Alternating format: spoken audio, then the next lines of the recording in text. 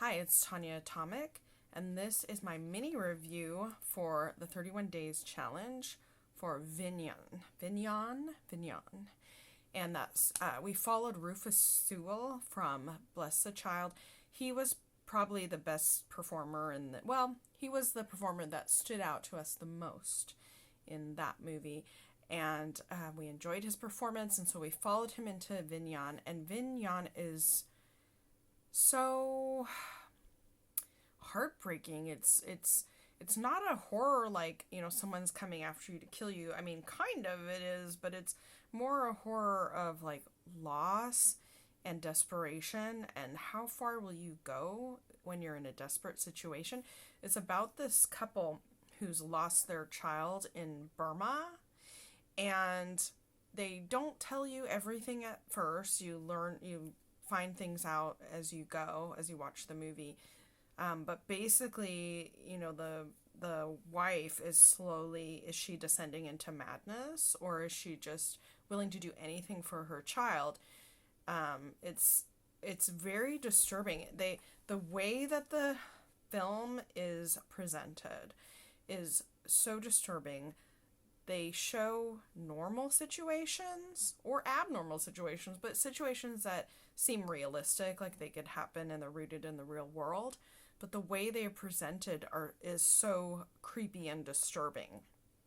There are also ghost children in the film, and I have my own theory about what the ghost children represent. But we can talk about that in chat or something, or you could send me a message or comment or something.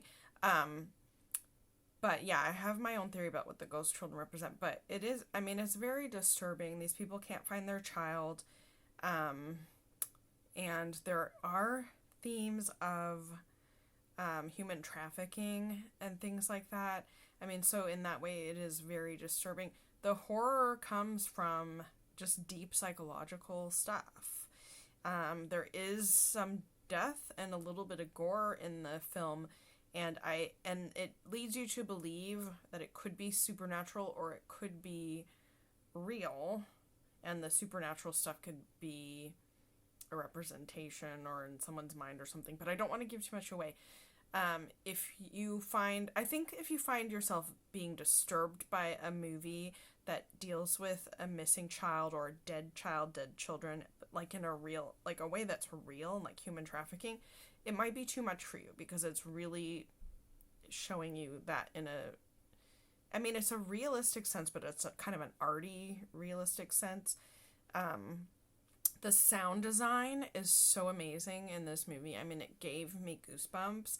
I just felt like I was so ugh, I just could feel the sound design. It was so amazing. I think that is one of the key things in the film. It's one of the key elements in the film. All the acting was amazing, and it's just a dark film in a psychological, real way, not in like a monster's scary killer coming after you way. It's in a real way where you could really, something like that could really happen to people, and if you're in that situation, how desperate you might be, and those things come to play out in the film. So if that sounds interesting to you, I would say definitely watch it. If you want to see the performances, I would say definitely watch it. If you think it might be too much for you, or you want a fun film, don't watch it. It's not fun. This film was not fun. I found it beautiful in a horrifying way, like beautiful and also sad and disturbing, but not fun. I enjoyed it a lot, and I thought it was really well made. I thought it was beautiful, but horrifying, like I said, horrifying and disturbing. But not fun. Not a fun watch. I don't know if it's a film I want to revisit or could revisit. Not anytime soon anyway. It was more dread. There wasn't like torture going on. Although it must be torture, to have a missing child, there was a little bit of time in between when the child was missing and when they were looking. So it wasn't, that part wasn't super immediate, but it was still filled with dread. So anyway, if you enjoy the actors, Emmanuel Bert was also in it.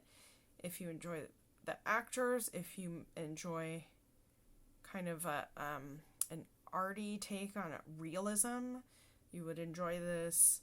If you enjoy going on a psychological journey or psychologically dark journey, you also would enjoy this. If you're looking for a fun film, no. But I do recommend it to anyone looking for the former. So from here we followed Emmanuel Bert into a French film. I don't know if I'm saying this right, but La Dernière Chaperon Rouge. And that will be next.